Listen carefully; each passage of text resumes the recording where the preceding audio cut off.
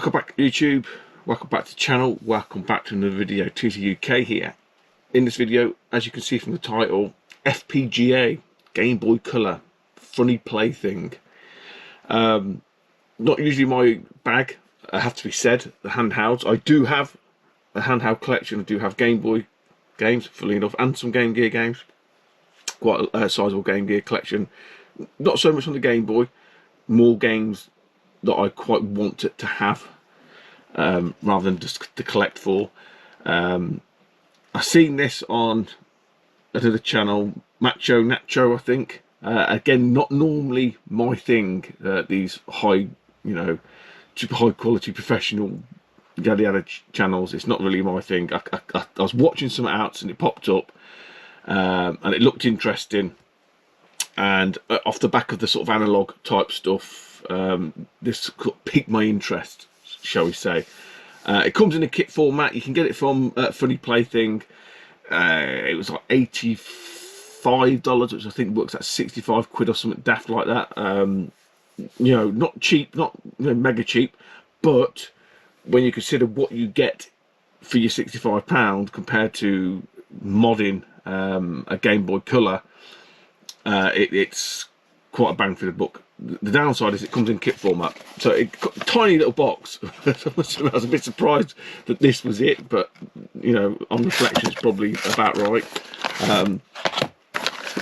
Like I say, you have to buy it in kit format, so you can use a Game Boy Color shell. It would need some modifications to take I think the battery and stuff like that, or you can buy their pre-done shells, and I just thought, you know what, let's just go for a pre-done shell rather than hack a an original case.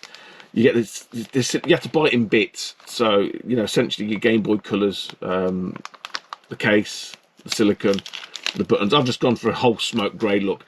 Quite nicely, it actually even gives you a set of like stickers to stick on the back, sort of make it sort of like it's an original. And then the main kit itself, which is the FPGA board, an IPS screen and stuff like that. So it does all of that kind of stuff. Obviously, this is not an analog pocket beta. It's not going to run stuff from an SD card. It's not going to run different cores. It's not doing that. This is basically a Game Boy Color FPGA equivalent. So it's keeping the whole Game Boy Color library alive, essentially, very much like the analog does with the the SG and the NT and stuff like that. So don't try to. This is not Funny Plaything versus analog. This is basically an FPGA. There you go. Oh yeah, Funny Plaything. An FPGA solution should the Game Boy Colors become extinct and unable to be found. So looks quite daunting. Again, I'm not a complete idiot, as some might think, but I'm not Mr. Solder or Mr. Modder, but I'm pretty sure we can have a go at putting this together. Again, going by the video, it looks straightforward. I'm going to give you a real world the real world experience, not some highly edited, polished video where probably someone actually built it for him. This will be me building it with all the F's, the bleeps and everything else, so you can get an idea of, would you be able to do this yourself, kind of experience. Like I say, it doesn't look too daunting. There's a couple of small, are they tri-wing? I can't see there, screws. We've got the battery, you've got the speaker, the rest of the buttons and that, I'm not bothered. My biggest concern is probably putting the screen in and not messing with the screen up. But yeah, the board looks nice. Again, like branded Funny Plaything, and it's like I say, it's a USB charged battery, as you can see from the bottom there. So yeah, and like I say, all it'll do, it'll just play your Game Boy Color cards. It's not going to do anything else. I don't think it will. I mean, it is FPGA, so sticking adapters out the arse end of it is possible, but I've not bought it for that. I bought it to have an FPGA solution to play some of my Game Boy carts that I've got. It's mainly a loose cart collection, and let's say it's just some of the games I've got, some of the nicer games that I like. Okay guys, let's give this a go. Right, just a couple of points of reference, stuff you might need. Looking at the case for this, it is a mixture of Phillips head and tri-wing, so you'll need a tri-wing and some Phillips head. I use a jeweler's set of screws there. That's not the best one, but it should do the job. I'm sure this is dead easy. This is dead easy to do, but the proof is in the pudding, as they say. The proof is in the tasting. Now I do need a piece of paper somewhere. Right, so we need a piece of paper because we need to sort of isolate the screen from the board. Apparently this is dead easy. I've got me zoomed in goggles on, so don't laugh if you see my noggin popping into the screen. So yeah, apparently what you're meant to do is just test these bits out first before you put it all together.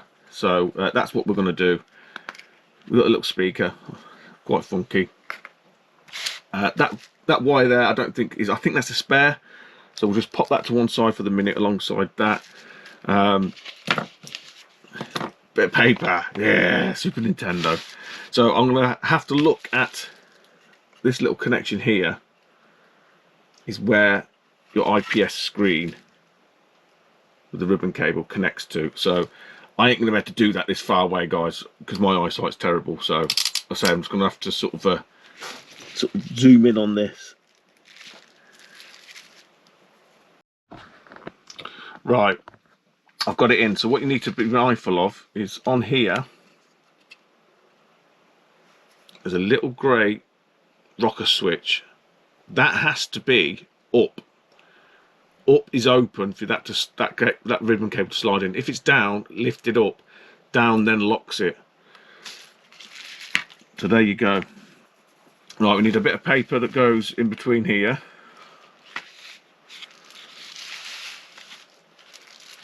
Then we flip her over. And we fit the battery here.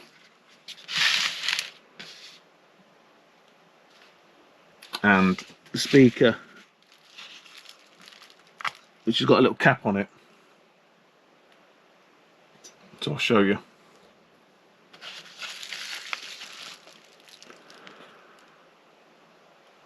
Battery is here. The speaker is there with the little cap on. So again, I'm going to have to sort of put my fat head in the way to see what I'm doing because I'm old and blind.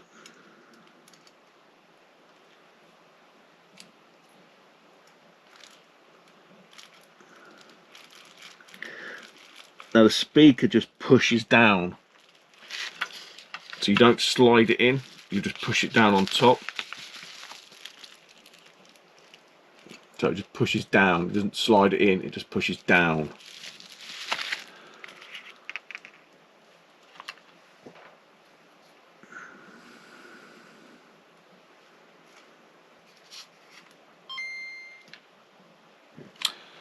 Did you just hear that? Now it's come on.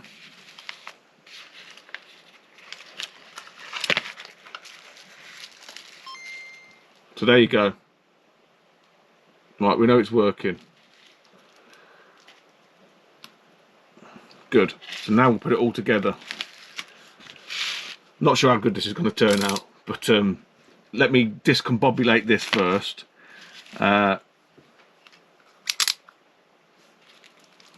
Because I know that the battery's got to go in last.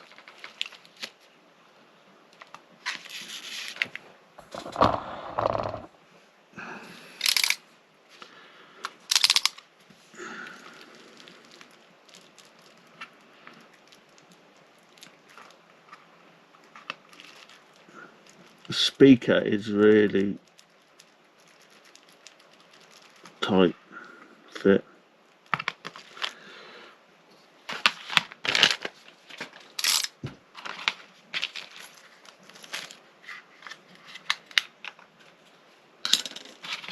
Here's the shell anyway, just to show you. It's a GameBoy shell. Quite nice.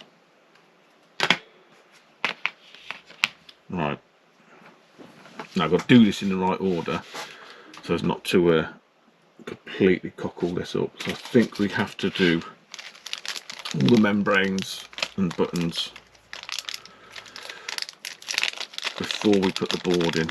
Again, this is for anybody who's ever messed with Game Boys and that.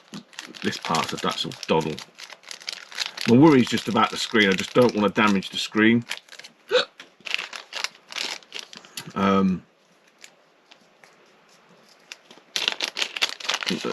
This side of it is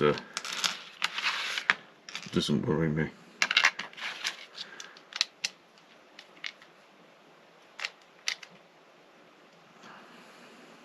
Right, so what you should end up with after all that, guys, is just basically all your components put in.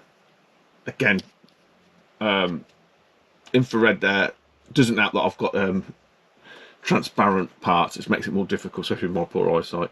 Remember your power button and all your bits that's just slide in into the matching slots. Effectively, you can't really go too far wrong with those, to be honest. Although in this bag you do get a black infrared if you wanted to, but I think I'm going to keep that that colour there.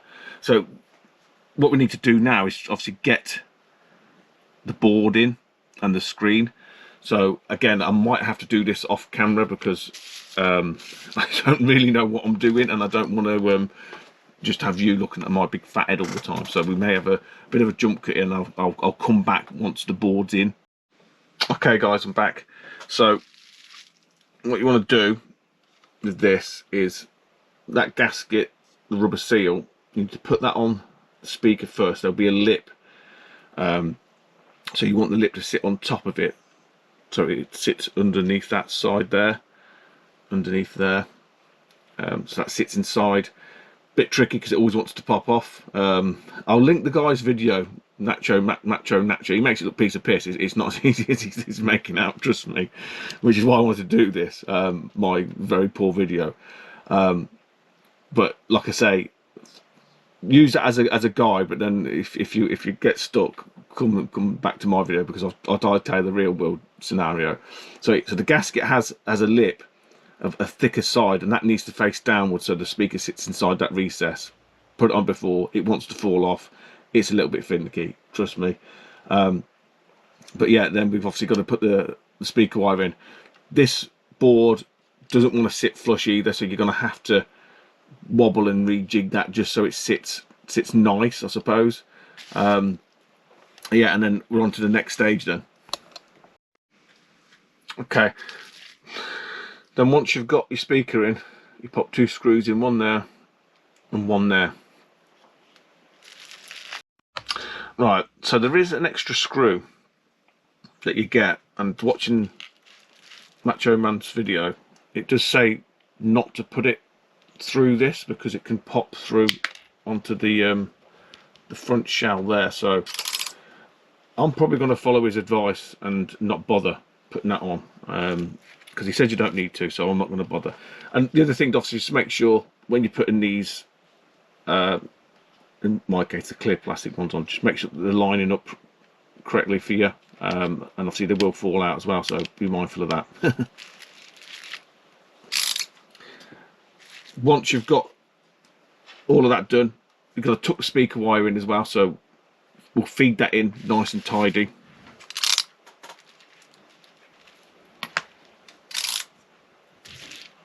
So that's how I did it.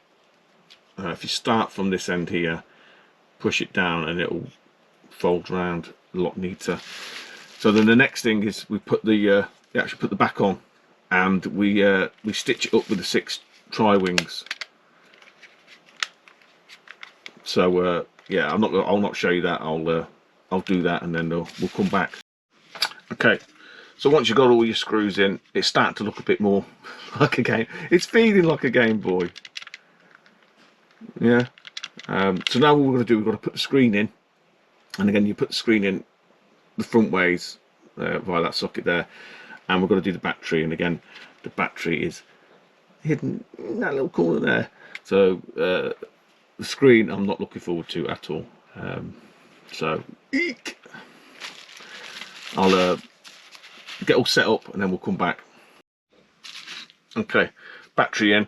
I used a very small flat blade just to lay the connection and just push gently down, because obviously I'm not getting these fat thumbs in there to secure that in.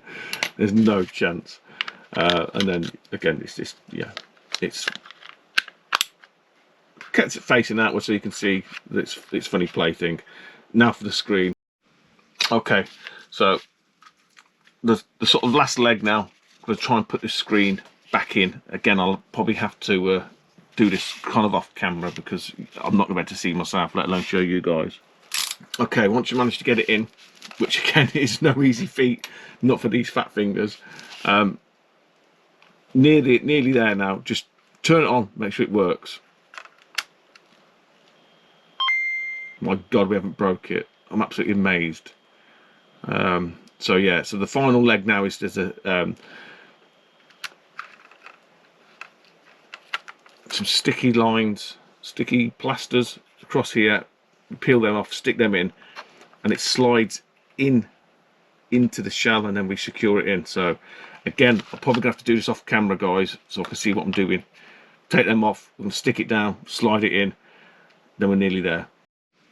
Okay, screen fitted. Not very easy, not for me anyway. Mine seemed to stick in and around here, so I needed a bit of brute force to kind of push it in. It didn't feel nice at all. It kind of clicked into place, so I don't know if the shell and the screen don't quite marry up right. So yeah, it's not a smooth, it slides in, and obviously you've got to worry because you've got, you know, adhesive running along here, so you don't want to be leaving it sat anywhere before it starts setting too long. So the window of opportunity to manipulate and get this into place was always in the back of my mind. Probably not needed, but that's just how my brain works, unfortunately.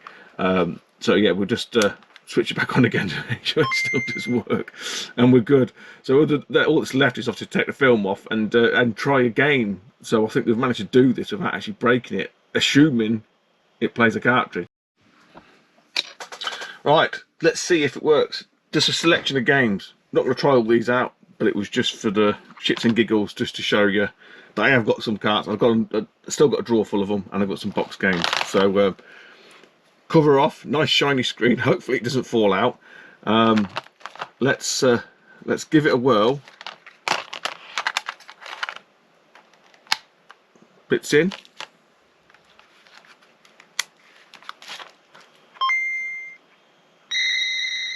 Wow.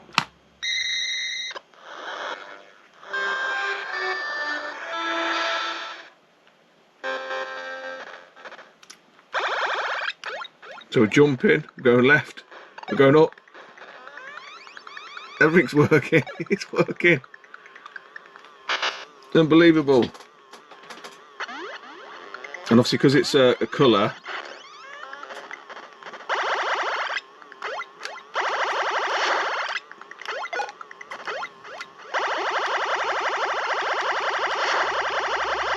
nice.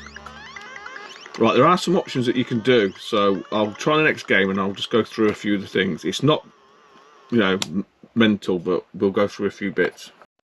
Okay, there is like a little on-screen display that you can mess about with, so we'll chuck a game in and have a look at that. But again, like I say, watch Macho Man Randy Savage's video for a more detailed description of what can do what and stuff.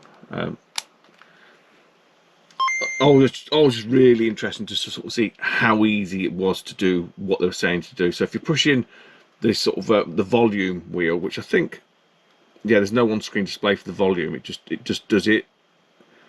But if you click it in, apparently, no, that turns the thingy off. There we go. So backlight, volume, display mode ×4, XP, I'm trying to read it here, full. So full really takes advantage of it. Back again, XP4, X4. I suppose with full it kind of like stretches it, so it's not really. And obviously change it to Game Boy, it'll probably take it back from colour. So, you know, what you've got is a toggle. These toggle, they don't move through it. The palette,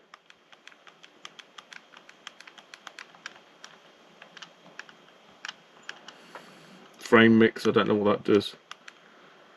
Game Boy Color Fix. So that was the other thing to mention.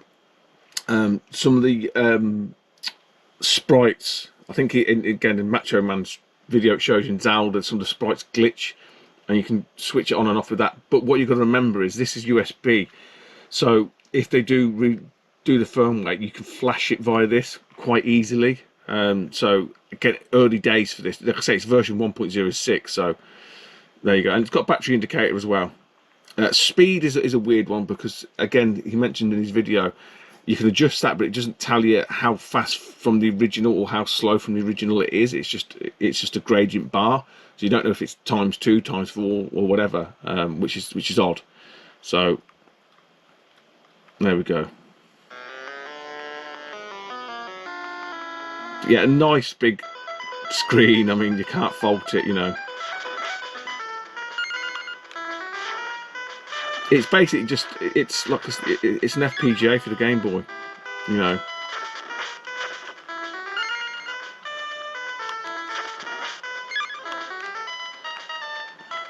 The speaker, I'll tell you this, I could feel it actually vibrating in my hand. So yeah, I'm really impressed. For the price point, for the money, I can't fault it. Really can't. It looks the part.